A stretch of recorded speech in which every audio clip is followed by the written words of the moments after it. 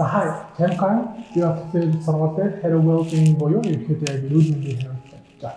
Тэгээд энэ бичлэгээрээ болохоор эрсдэл гэж юу юм? Positive mindset гэж байгаа шүү дээ. Энтэй бах нь эрсдлийг төвшүүлэх нь яаж чухал вэ? Тэгээд яг яаж төвшүүлэхийг тэгээд яг өөрийнхөө бас хувийн туршлагаас одоо эрсдлийн дээр шүү дээ. Яваацгаа. Тэгэхээр ерөнхийдөө ингээд яг анх би ингээд эрсдлийг ингээд судлаа явж байхад бас ингээд нэг гарсан асуудал нь ингээд эрсдлийг биш ингээд авч байгаа гэдэг юм судлаа болсон байхгүй. Тэгэхээр энэ дээр болохоор бас нэг хэцүүлэх маягийн юм орхон юм чухал гэж бодсон. Тэгэхээр эрсдлийг гэдэг маань хэвээр ингээд яг хувийн одоо ингээд хандлага байгаа байхгүй.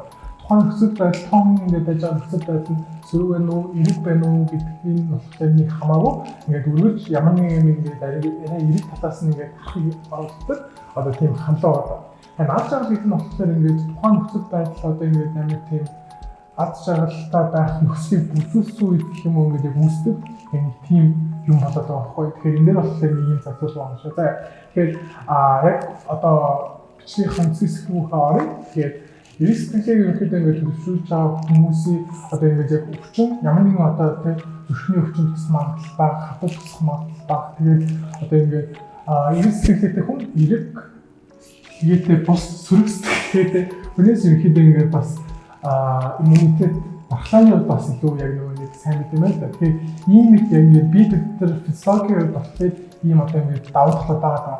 Тэрнээс гадна ерөнхийдөө бас сэтгэл зүйн хувьд ч гэсэн ингээд эрэг сэтгэлтэй хүн маань аливаа нэгэн одоо ингээд бэрхшээл байгаа шүү дээ. Тэрийг ингээд туулах, авч гарч чадах яг тэр одоо боломж магадлал маань ингээд байгаа гэсэн. Тэгээд тэрнээс гадна зөв ингээд хувьдаа бодоход яагаад эрэг сэтгэлийг төлөвшүүлэхгүй гэж ерөнхийдөө эрэг сэтгэлтэй байсан ингээд амьдралын бас ингээд бусад бүхэл хэсэг ерөнхийдөө маш чухал одоо ингээд байрсыг байгаа шүү дээ. Тэгэхээр энэ нь яг амар олон агуулж байдаг эрэг сэтгэлийг төлөвшүүл. Тэгээд тэр дундаас ерөнхийдөө би яг тавыг сонсон байна. Энэ чинь яаваа. Эхнийх нь болохоор юу гэхээр одоо ингээд яг анзаарах байхгүй юу. Тэгэхээр өөрийгөө яг бодлыг анзаарах. Эрэг бодож байгаа үедээ яаж юм, сөрөг бодож байгаа үедээ яаж юм гэх. Тэгэхээр ингээд яг анзаарч байгаа бол за яг энэ юмнууд нь байгаа юм байна. Одоо яах вэ гэдэг яг communication ингээд харж байгаа байхгүй.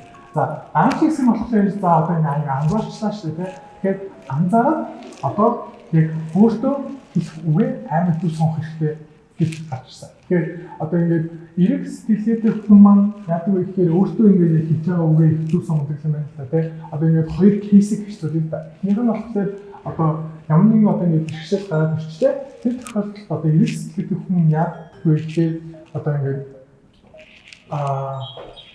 би яг аль би яг аль халтаатай гэж өгөхөд ингээд харж ирсэн юм байна. Харин одоо ингээд арай тийм эрэг биш юм уу дахин сөрөгдөх юм болтой тэгээд нэг гоон амтсан ингээд ихэдээ ийм тал нь илүү бас яг дамгаалах одоо нэг юм гişin одоо өөртөө хийж байгаа үн амар үйл хийх юм байна.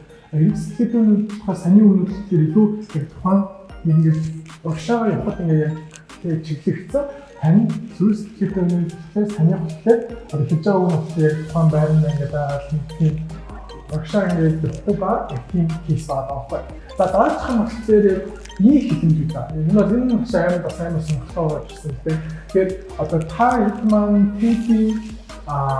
пэт гэдэг нэг бичлэг шүү дээ. Цуглаа одоо ингэ яриа. Энэ дээр болохоор Эмик Кари гэдэг яг эрдэмтэн ба миний сэтгэл судлаач байгаа. Тэр хүн нь болохоор ингээд яг биеийн хэлэн хүний ингээд бол яаж нөлөөлөх юм бэ гэдэг талаар одоо судлаад ихэдээ яриа хийсэн. Энэ яриа маань болохоор бас TD ер нь бол топ цаг үеийн топ 10 ямар зүйлүүд болоод. Тэгэхээр тэрийг үзээгүй бол заавал үзээрэй гэж яг зөвлөмөр. Тэгэхээр энэ дээр болохоор яаж байгаа гэхээр ингээд ерөөдөө ингээд жоохон сөрөг бодлоо таавал нь одоо ингээд өөрөө ингээд амьд жижиг зүйлээ хийдэг болох ерөөдөө ингээд яг гавтах юм байна. Энэ нь болохоор зүгээр цаанаасаа ингээд юм харагдсан. Эрэг сэтгэж байгаа юм уу? Өөрийгөө илүү яг өөртөө ихэвчлэн баа хүний биеийн хэдэн чинь басаад ерөөдөө ингээд биеийн хавраад илүү одоо ингээд стант хийгээд ерөөдөө өвчтэй. Тэгээ яг энэ Эмик Кари гэдэг хүн болохоор яг ирсэн хэлбэрээр эсрэг зүг гэж болохгүй гэдэг асуултыг туссан байхгүй. Өөрөөр хэлбэл одоо ингээд амар тийм готраад одоо ингээд амар тийм даун болсон тийм. Яг энэ үед маань одоо ингээд бие хэрэгж байгаа зөвхөн ийм нэг төгшин халт байгаа шүү дээ. Яг ийм үед хэрвээ одоо ингээд амар тийм өөрийгөө экспанд хийгээд биеийн хэмжээг зүгээр жоохон хулгайч гэсэн одоо ингээд томоохон бол одоо ингээд төвхөний болж байгаа байд ямар нэгэн хандлага дагаад одоо ирэх болох уу гэсэн хөө. Тэгэхээр ерөөдөө судалгаагаар яг тэр бичлэгийг бол болж байгаа зай. Тэгэхээр энд бол яг тийм нэрийн мод тайлбарлахгүй судалгаагаар болохоор яг болтгоо гэж ярьсан байгаа байхгүй. Тэгээд энэ бичлэгээр болохоор яг нэг амар гоё яг заасан байгаа ингээд power room эсвэл power man pose гэж байна. Тэгэхээр одоо ингээд яг нэг гоё гэж зогсоод 2 минут ингээд зогсож байна. Тэгэхээр ингээд ерөөдөө ингээд хүний ингээд яг нэг тодорхой гормонууд ингээд ялгаад тэгээд яг өөрхөн ингээд өөрчлөлт тэгэхээр өөрийнхөө багтаа ихэд басан гэдэг дагаад илүү эрэг татвар нэг яг хандуулж өгдөг байна. Тэгээд хайрхан ихэд нэг басан үзээрэй. Яг 2 минут өдрөөлөө ингэж зогсоод томтож юм уу хүн харах ч юм те. Тэгээд ингээд яг өдрийг амар гоё сэтгэлд болно шүү дээ. Тэгээд даачийн одоо ингээд рискийн зүйлүүд бол зүйл маань ингээд талхал гэж байна. Тэгэхээр одоо талхал гэдэг маань ихэд ингээд яг хүмүүс бодохтой амар том ингээд амар том гэж талхах хэрэгтэй гэж би боддог. Тэгэхээр энэ маань бас заавал том байхад бүх жижиг биш болдог. Тэгэхээр ингээд жижигээс нь томч байсан хүн гэдэг хахад хүн одоо ингээд яг үхээр ингээд байгааны илүү тийм сэтгэл ханамж гэдэг юм уу сэтгэл юм байна. Тэгэхээр энэ сэтгэл ханамжийн одоо ингээд төлөв маань хэсгээр одоо тухайн хүний ингээд яг эргээр сэтгэх байдал маань бас ингээд дагаад хэсэг байна. За одоо ингээд сая 4 ихэд яг 30 зүйлийг ярьсан шүү дээ. Хатуу 30 зүйл маань ихэд ингээд пистол гэж байна. Тэгэхээр пистол гэдэг нь болохоор өөрөө бас маш их судалгаа орсон яг тийм одоо ингээд факт байгаа байхгүй. Пистол гэхээр одоо хүний бие физиологи эргээр нөлөөлөхөөс гадна бас ингээд яг юу болж яаж юм гэдэгтэй маш чухал. Одоо ингээд яг өөрчлөлтийг оруулах. Жишээлбэл хүний ингээд яг арга зам хүчнээс бас пистол маань ингээд хэсэгдэг. Тэрнээс гадна бас ингээд юм одоо ингээд яг хандж байгаа байдал маань илүү одоо юм тухайн юм шиг асуудлыг дарамт тулах талруу гэж талруу нь одоо ингээд хандуулж өгдөг байна. Тэгэхээр яг энэ пистол дотроо бас нөгөө нэг яг бид нар бол яг хийдэг өдөр болов. Тэгэхээр яг хиас одоо энэ бичлэгийг ашиглаад хэлмээр байгаа юм та хэд маань өглөө болгоныхаа яг assembly дээр пистолаа хуцснаа хүлээж аваад тэгээд ихэд хийж байгаарай гэж би яг хэлмээр. Тэгэхээр ихэдөө яг саяны 5-30 зүйлүүд бол байгаа. Тэгээд яг хувийн талаасаа гэх юм бол би бас ингээд ихэдөө эрэг зовоо ихэдөө өөрийгөө эрэг талруу гэх юм уу амар ингээд яг эргүүгээ төлшраа гэсэн бас яг 50 гэх юм бол 51% одоо ингээд эргүүг ингээд орцсон байгаа юм.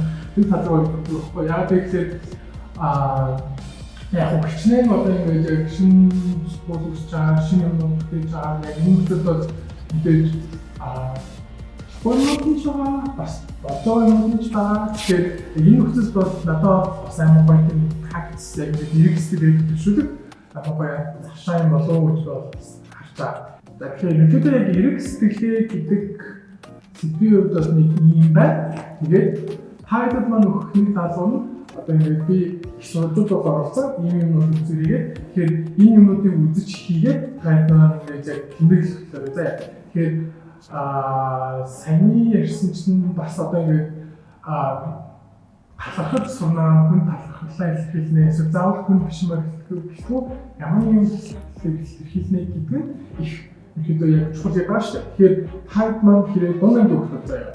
100 хүнтэй талархлын хэсээ хүн зөв бичээд тэгээд тэр хүнтэйгээ хүндээ ингээд заавал өөрөө өгөөд тэгээд ингээд одоо хэрэг хатлагаа ингээд бол хатлагаа ингээд хэлж 9-12 гаруй хайд маань 300 хүнтэй талархлын хэсийг бичээд тэгээд тэр хүнтэй за яа. Тэгэхээр ихэдөө бол яг талархлын талархал эрэг сэтгэлийн хамгийн анхны бичлэг бол яг юм байна. Тэгээд наачаас үеэр дахиад заяа. Баярлалаа.